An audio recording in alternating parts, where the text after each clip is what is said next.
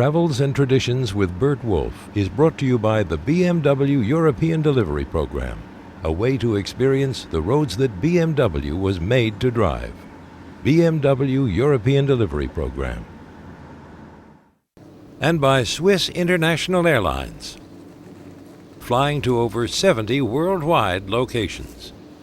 Truly Swiss-made. Swiss International Airlines. And by Sherry Lehman on Park Avenue in New York City, offering wines for over 75 years, with an inventory of wines from all over the world. SherryLehman.com. And by the Signet Foundation, raising funds for those in need through art-related initiatives, contributions to UNICEF and animal welfare organizations. The Signet Foundation.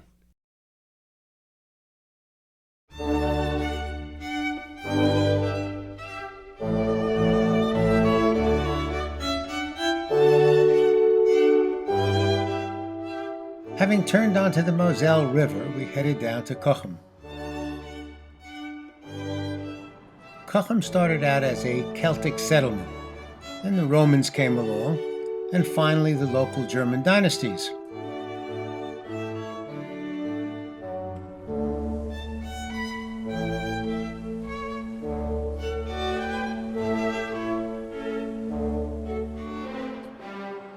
During the 11th century, construction began on the city's Reichsburg Castle. It was built at a key point on the river, at a point where the owner of the castle could block the traffic on the Moselle by hanging a chain across the river from one side to the other. They also had a few nice cannons so they could blast you into pieces. If you wanted to continue your trip, you paid a toll. If you didn't pay the toll, the soldiers would throw you in the river and take your ship. Seems like a pretty straightforward offer. The rulers got rich and the castle got better furnishings. Our castle was built the first time around the year 1000, and the builder of this castle were Franconian Palatine counts. They were from Aachen, and they were the owners here until 1151. But in 1689 the castle was destroyed. It was blown up, burned down. Destroyers were French troops. It was Sun King Louis XIV. And he destroyed all the castles between Heidelberg and Cochem to make inheritance claims. All the walls are painted. These are not wallpapers. And you have to imagine that here in the past all the walls were colored with gold leaf. The style of the furniture we call Renaissance. A basic part of Renaissance design is balance. So if there's a door on one side of a room, there has to be a door on the other. But this door leads to a rather interesting room. Nothing.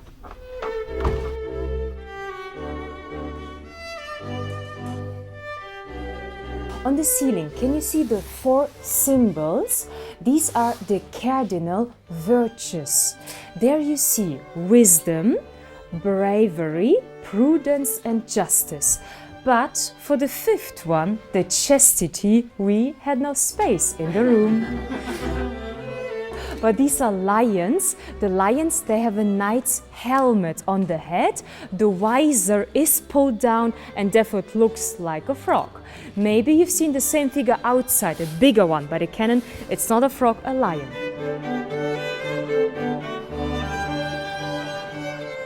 Well, the Moselle is my favorite river valley in the world. I think it's about the most beautiful part of Germany. It has the most beautiful, most charming towns. For thousands of years, people have been using rivers as a primary means of transportation. It was usually easier and safer to move things on a river than on a road. But many rivers were too shallow or too narrow for anything but a small boat. One way of solving that problem was to build a series of dams. The rivers got deeper and wider, but then you had the problem of a river with different levels, similar to a set of steps. The invention that dealt with the steps is called a lock. A lock is a mechanical system for raising or lowering a boat as it passes from one level of a river to another. Like an elevator, it can take you up or down. It has a chamber with gates at both ends. A boat or boats go in. The gates are closed and water is either pumped into the chamber to raise the boat or pumped out to lower the boat. When the water has reached the proper level, one of the gates is opened and the boat sails on. The first gates used in Europe worked like a guillotine. The gate was held in a frame and raised and lowered like a guillotine. One day, Leonardo da Vinci took a break from painting the Mona Lisa and invented a new and improved form of lock. The doors were in a V shape, so the downstream pressure actually kept them closed. In 1478, he oversaw the construction of 6 of these new locks, and they were fabulously successful.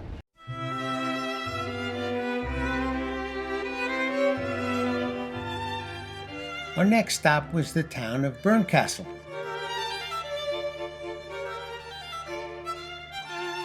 And we were able to dock at the edge of the old town and just walk in. The entry point to Bernkastel is the road that passes alongside the tower of St. Michael's Church. The tower was built in the 1300s and was originally part of the town's defenses. It's a nice touch. There you were in the church tower praying for victory while you were throwing hot stones on your enemy. Convenient. And I think Bernkastel is my favorite. From the architecture, from the structure, from the way the town is set up, it is absolutely gorgeous. The town is most famous for its half-timbered houses. Half-timbered houses are made by building a frame of wood and then filling in the open space between the wood beams with clay, brickwork, or just plain rubble. The exterior and interior surfaces were often covered with plaster. It's one of the most environmentally responsible, ecologically friendly, and aesthetically pleasing architectural styles, and it was developed about 1,000 years ago in Northern Europe. England, Denmark, Germany, and parts of France and Switzerland had lots of forests. Timber was in good supply, but there was a shortage of stone, and the skilled workmen needed to cut that stone. If you were a skilled stone cutter, you had all the work you needed building a cathedral. A farmer's house was not something you wanted to work on, unless it belonged to the king or your father-in-law. The half-timbered houses had many advantages. At the time, the basic building material was a tree or a tree stump. All the work was done by hand. The tools were axes and knives and hand-powered drills. A farmer could gradually put the frame together, fill in the walls, and end up with a structure capable of handling a great deal of weight with very little of the internal space squandered on supports. And if he wanted to move the house, he could knock out the filling between the wood frame, move the beams to a new location, and fill in the space with new clay. A relatively easy process.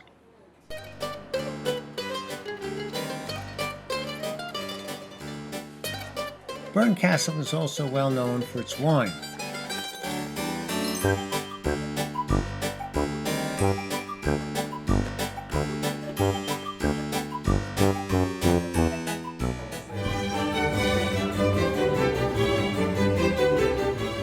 Accordingly, AMA took us to a private wine tasting. Above the town is a hill that has a famous story. During the 1300s, the bishop was quite ill and about to die. He said that anybody who could save him would get a great reward. Kid shows up with a big barrel of wine, starts giving it to the bishop, a little more every day. The bishop recovers. The reward, all the wine from that hill will be labeled doctor. Today there are 4 families who share that hill, and all of their wines are marked doctor. Unfortunately, most of our medical insurance policies do not cover the good doctor's wine. However, it's probably worth the investment. This is a great telephone. It says, if you want any wine opened, if you have any questions about wine, if you want to buy some wine, just call number 10. Hi, this is Burt Wolf. Is there a doctor in the house? Not funny. When we returned to the ship, the captain was having a final night party. Quite frankly, it looked like the party we were having every night. Except on this night, we were formally introduced to the members of the staff. Chef de partie. Each of whom appeared to have their individual fans.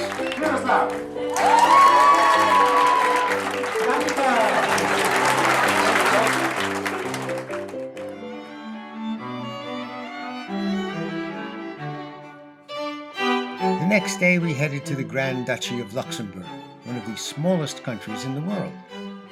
It's wedged in between Belgium, France, and Germany, and has been a heavily fortified military site for thousands of years. It was often referred to as the Gibraltar of the North. This is the very place where we come from. In fact, right behind me you have this promontory, the Bock promontory, where the first castle of Luxembourg was built in the 10th century. We were a county, then we became a duchy in the 14th century, and then the Burgundians started a period of 400 years of foreign domination. After Burgundy, it was Spain, France, Austria, Prussia, and Holland, who decided what happened with Luxembourg. They all left traces behind. Luxembourg always has been a very interesting place of strategic importance in the middle of Europe, and you were always very close to your next friend or to your worst enemy, right in the middle of Europe. Right now we are standing on the ramparts of our fortress walls. It was the perfect place to build a fortress. All you had to do was build ramparts, walls on the existing rocks that you see in front of you. These are the rocks and the typical sandstone that you will find everywhere in Luxembourg. And since it's a very soft stone, it was very easy to build ramparts and to dig what we call today the famous labyrinth of the casemates. The casemate is actually a labyrinth of underground tunnels. So you have to imagine Luxembourg like a Swiss cheese. It's under our feet. You have 17 kilometers of tunnels and galleries carved into the rock. This city has been built on two levels. We're standing on the upper level of the city, but then you have the lower part of the city and it goes down 50 meters. It was the perfect setting for a fortress city. This was for centuries a battlefield of the Europeans, and it has become a working place of the European Union, so symbolic. Luxembourg is a linguistic meeting point where the Germanic languages of Northern Europe encounter the Romantic languages of the South. Most of the Luxembourgers speak three languages: Luxembourgish, German, and French. It has become a center for banking and commercial services. These days, Luxembourgers have the world's second highest standard of living and per capita income. The Swiss are the first. Walk through the streets of the city and you get a clear indication of the wealth of the community. And the city administration is always trying to improve the quality of life for its citizens. Luxembourg was one of the first cities in the world to be totally covered by Wi-Fi. No matter where you are in town, you can make a free connection.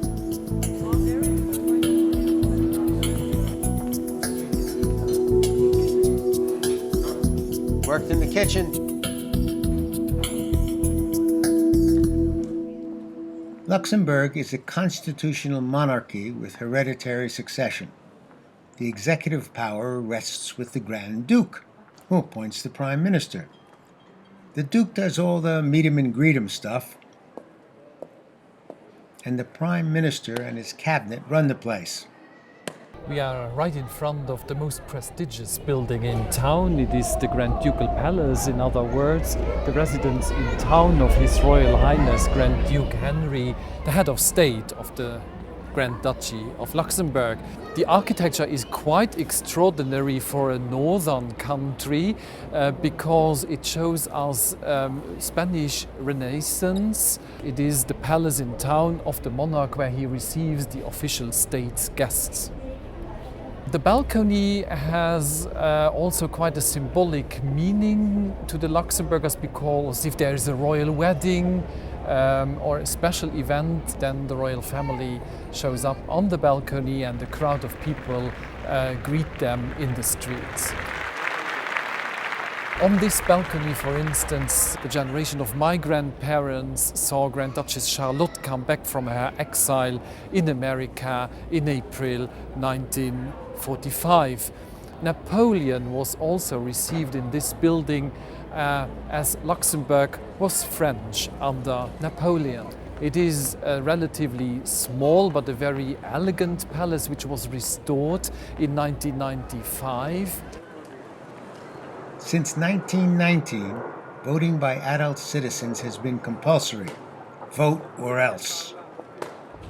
So here we have the Ministry of Foreign Affairs, the Prime Minister's Office, the Ministry of Commerce, of Finances, of Agriculture, and at the end a Michelin-starred restaurant, 1 out of 13 in the country. We have the highest concentration of starred restaurants in the world. And in the center of the square we have the monument of Her Royal Highness Grand Duchess Charlotte, who was on the throne from 1919 to 1964, a long period of 45 years, cut by the Second World War when she was in exile in the United States. She became close to President Roosevelt, who promised her, "My child, I'll bring you back home." And that happened in April 1945.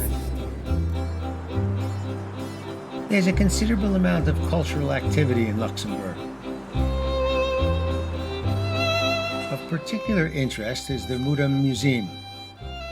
The architect was AMA, and the building reflects his modern approach to architecture, which is in keeping with the museum's objectives.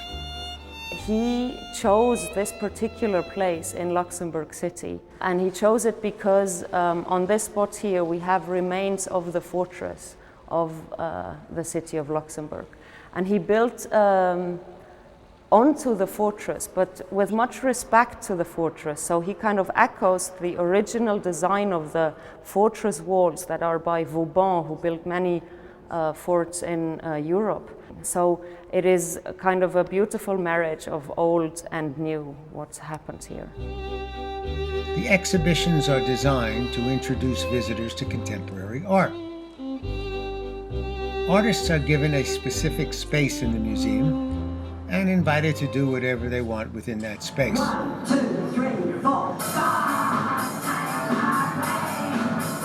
More or less.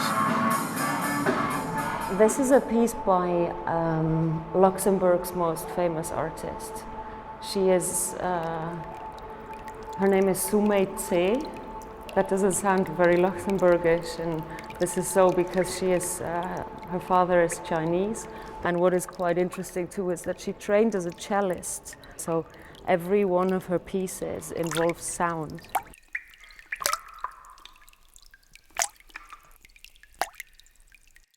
Marie Lund, the artist, she took a piece of stone, in this case it was marble, and knocked on it in one strong gesture, and that's how it broke.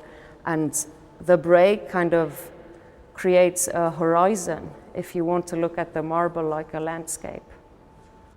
Now, how would I know this wonderful story if you weren't here to tell me?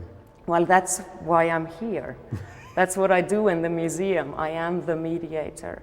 So basically I replace all the text on the walls and all the reading people have to do and the audio guide and whatever. We try to have real people to talk to the visitors about the art. I tell them that in case of doubt, it is always art. Because you are inside a museum, and a piece of stone dropped somewhere next to a wall is probably art because you are in the museum. Outside the museum you can't be certain. And then I can start to explain how it got there and what it's doing.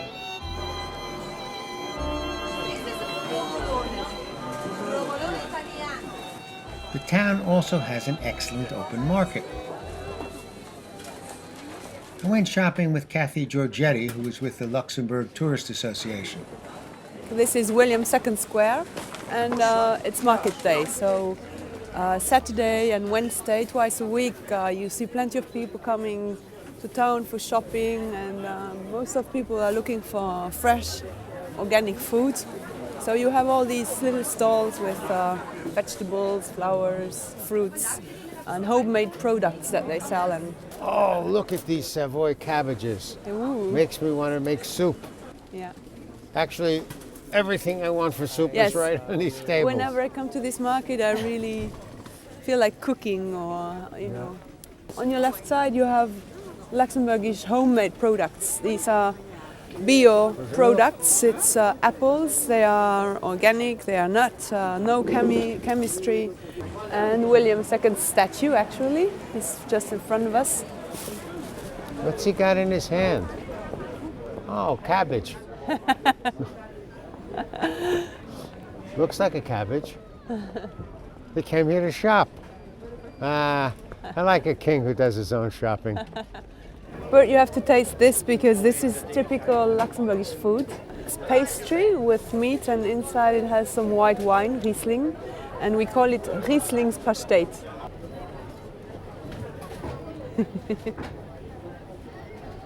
Okay. What do you think? It's pate en croûte with a jelly. Yes? I got it. I got it. The nice thing is that you always see people that you know. Luxembourg is small, everyone knows everyone. It's more fun because you will meet your neighbors or some people you haven't seen, and then you go for coffee, and it's also about socializing. Yeah. That's what markets were meant to be. And around the market are some outstanding shops. Right at the edge of the market is a little shop where they have all of the great wines made by the Luxembourg vintners, and you can come in and get a free sample of each. So I'm going to be here for quite a while. I offer you a brief musical interlude.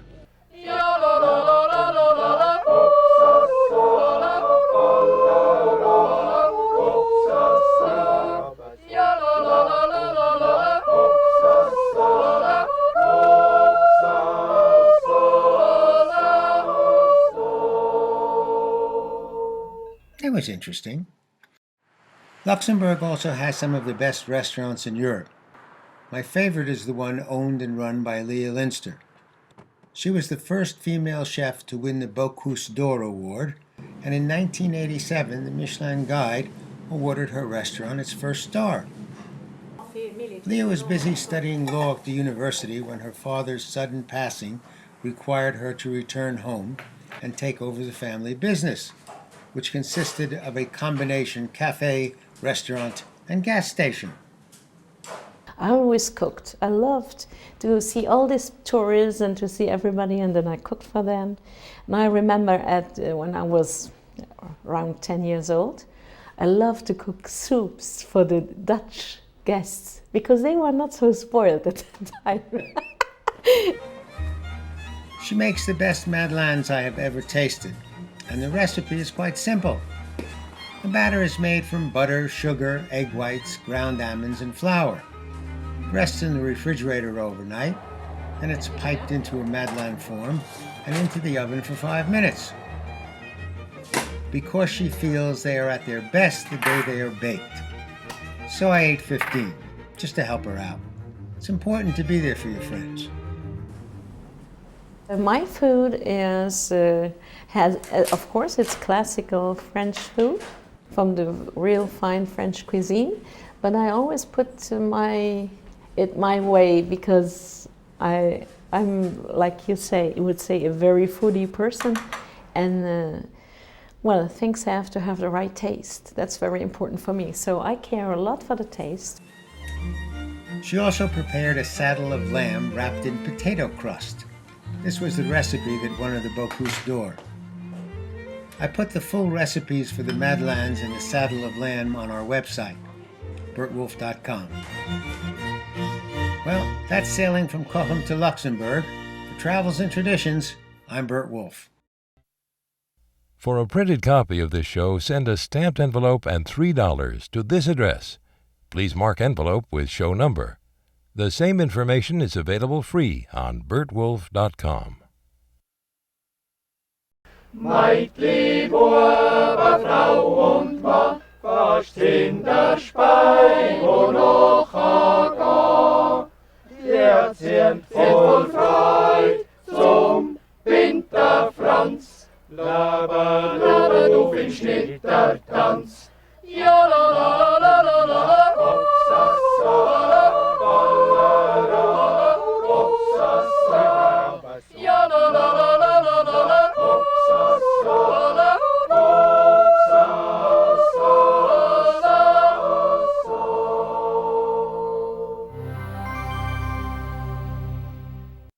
Travels and Traditions with Burt Wolf is brought to you by the BMW European Delivery Program, a way to experience the roads that BMW was made to drive. BMW European Delivery Program. And by Swiss International Airlines, flying to over 70 worldwide locations. Truly Swiss-made. Swiss International Airlines. And by Sherry Lehman on Park Avenue in New York City, offering wines for over 75 years, with an inventory of wines from all over the world. SherryLehman.com. And by the Signet Foundation, raising funds for those in need through art-related initiatives, contributions to UNICEF and animal welfare organizations. The Signet Foundation.